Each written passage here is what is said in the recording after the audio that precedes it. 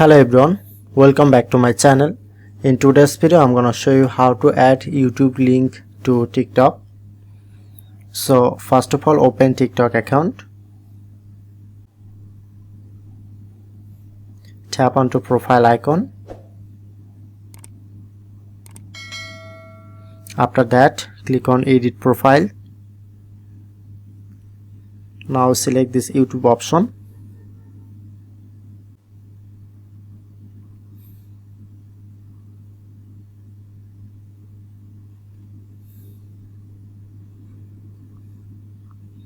And choose your email account.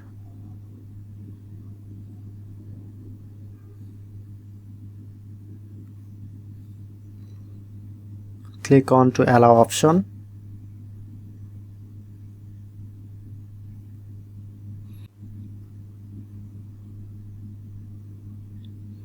Tap onto notification.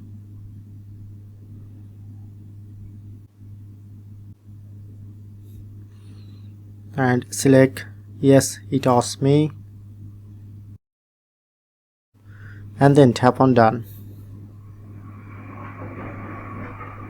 Okay, now successfully verify and add YouTube link from my TikTok account.